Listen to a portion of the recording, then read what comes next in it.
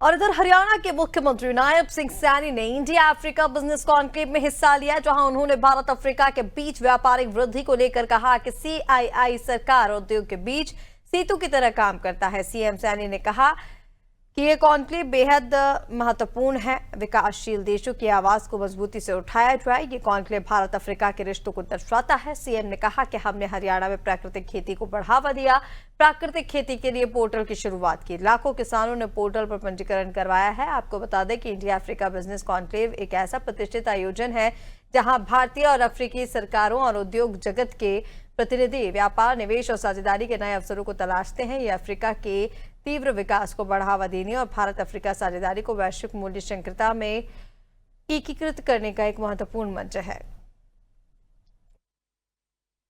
मैं इस मंच से अफ्रीका के अपने सभी भागीदारों से आग्रह करता हूं कि हम मिलकर काम करें। आइए हम अपने अनुभवों को साझा करें, अपनी सर्वोत्तम कृषि पद्धतियों का आदान प्रदान करें और एक साथ मिलकर उन चुनौतियों का हम सामना करें जो हमारे सामने हैं। हमें एक दूसरे की क्षमताओं पर विश्वास करना चाहिए और नए अवसरों को हमें मिलकर के तलाशना चाहिए। भारत और अफ्रीका के बीच यह साझेदारी मानवता, गरिमा और एक साझा भविष्य के लिए एक शक्तिशाली ये संदेश भी है। हम हरियाणा के लोग B2B यानी बिजनेस टू बिजनेस और G2G यानी गवर्नमेंट टू गवर्नमेंट और डील नहीं करते, बल्कि H2H यानी हार्ट टू हार्ट डील करते हैं। आइए हम सभी मिलकर इस 20वें कॉन्क्लेव को मील का पत्थर बनाएं। और इधर हरियाणा के मुख्यमंत्री नायब सिंह सैनी ने जोधपुर में भामाशाह सोनी देवी, देवीलाल गहलोत पवेलियन ग्राउंड के नामकरण कार्यक्रम, मूर्ति अनावरण और प्रतिपद सम्मान समारोह में शिरकत की। इस अवसर पर सीएम मुख्यमंत्री नायब सिंह सैनी ने कहा कि राजस्थान और हरियाणा का बराबर विकास चल रहा है। सीएम सैनी ने माली समाज के आयोजन के लिए आयोजकों की शुभकामनाएं दी। सीएम ने कहा कि हमारे समाज ने देश को बड़ी प्रतिभाएं दी हैं और हर क्षेत्र में माली समाज ने प्रतिभाओं की फौज खड़ी की है। समाज परिवार से मिले संस्कार के चलते समाज के प्रबुद्धजन वर्षों से सेवा कार्य करते रहे।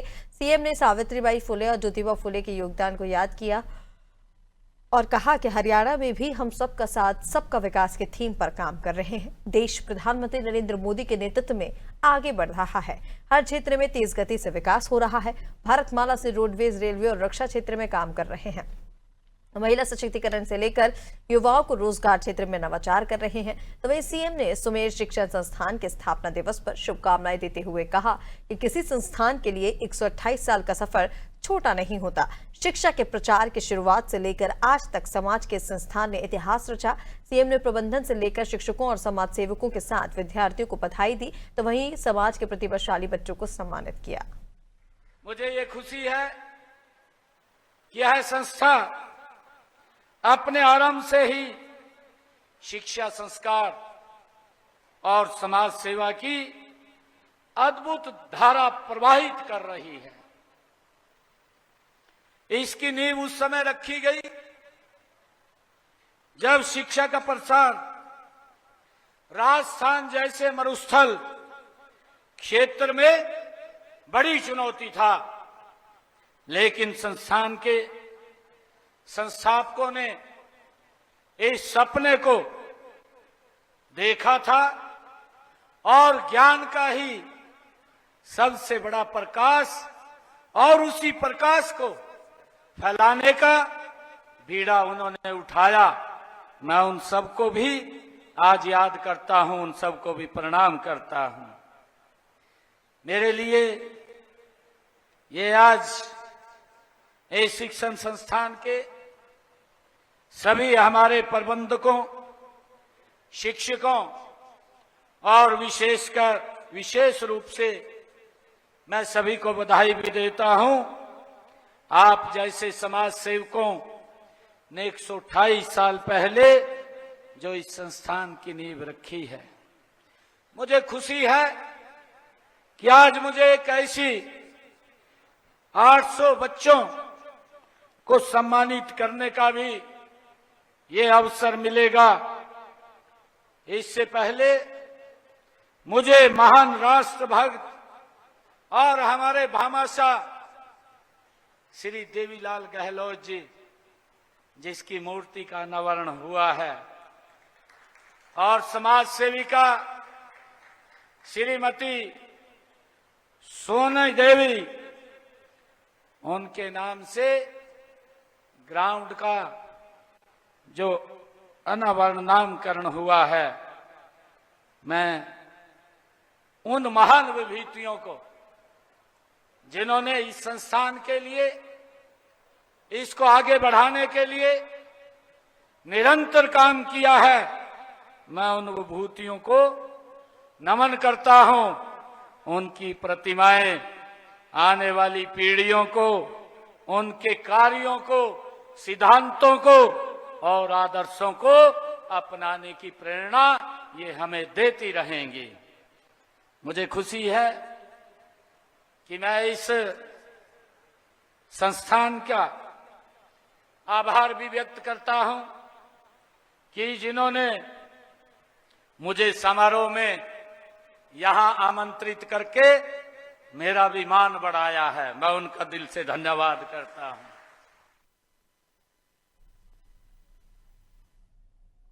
और इधर हरियाणा के मुख्यमंत्री नायब सिंह सैनी ने कजाकिस्तान में आयोजित 16वीं एशियन शूटिंग चैंपियनशिप में स्वर्ण पदक विजेता पलवल के कपिल बैंसला से मुलाकात की।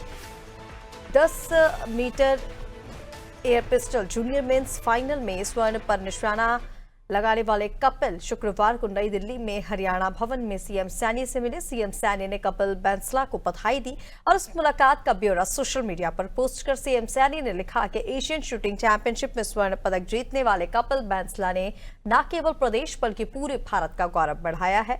पलवल के लाल कपिल से हरियाणा भवन में भेंट करना अत्यंत हर्ष और गर्व का विषय रहा। मैं इस प्रतिभाशाली युवा खिलाड़ी को आगामी प्रतियोगिताओं के लिए शुभकामनाएं देता हूं और कामना करता हूं कि वह इसी तरह भारत का परचम विश्व पटल पर लहराते रहेंगे। और इधर कुरुक्षेत्र में ब्रह्म सरोवर पर 31 अगस्त को सुबह 7 बजे साइक्लोथॉन का आयोजन किया जा रहा है। इस कार्यक्रम में मुख्यमंत्री नायब सिंह सैनी मुख्य अतिथि होंगे। स्वच्छ कुरुक्षेत्र मेरा अभियान थीम पर आधारित साइक्लोथॉन में हजारों खिलाड़ी शिरकत करेंगे। साइक्लोथॉन कार्यक्रम खेल दिवस के उपलक्ष्य में आयोजित होगा और इस साइक्लोथॉन में आम नागरिक और खिलाड़ी साइकिल लेकर पहुंचेंगे और सैकड़ों खिलाड़ी और युवा दौड़कर, पैदल चलकर इस साइक्लोथॉन को यादगार बनाने में अहम भूमिका अदा करेंगे। साइक्लोथॉन के प्रबंधों को लेकर 14 विभागों के अधिकारियों की ड्यूटी लगाई गई है। और इसके साथ ही हरियाणा के मुख्यमंत्री नायब सिंह सैनी ने बड़ा ऐलान किया। सीएम सैनी ने कहा कि अब हरियाणा में 100 गज तक के रिहायशी प्लॉट पर स्टैंप ड्यूटी नहीं देनी होगी। इसके अलावा जिन लोगों को प्रधानमंत्री आवास योजना, मुख्यमंत्री शहरी आवास योजना और मुख्यमंत्री ग्रामीण आवास योजना का लाभ मिल रहा है, उन्हें भी स्टैंप ड्यूटी देने की जरूरत नहीं होगी। हरियाणा विधानसभा सत्र के दौरान सीएम सैनी ने ये ऐलान करते हुए कहा कि प्रधानमंत्री आवास योजना, मुख्यमंत्री शहरी आवास योजना और मुख्यमंत्री ग्रामीण आवास योजना के तहत ग्रामीण क्षेत्र में 100 गज और शहरी क्षेत्र में 50 गज तक के रिहायशी प्लॉट के लिए स्टैंप ड्यूटी 0 हो जाएगी। सीएम सैनी ने कहा कि जहां जमीन की कीमतों में 200% तक की बढ़ोतरी हुई है, वहां 50% कलेक्टर रेट बढ़ाया जाएगा। फिर भी मार्केट रेट से कलेक्टर रेट काफी कम है। सीएम नायब सिंह सैनी ने कहा कि पिछली सरकारों ने जिस ढंग से कलेक्टर रेट बढ़ाए, उससे बिल्डरों और भूमाफियाओं को फायदा हुआ, किसान मरता रहा। हमने तय फॉर्मूले के तहत अलग अलग क्षेत्र में कलेक्टर रेट में बढ़ोतरी की। 72% से ज्यादा क्षेत्र में महज 10% ही कलेक्टर रेट बढ़ा है।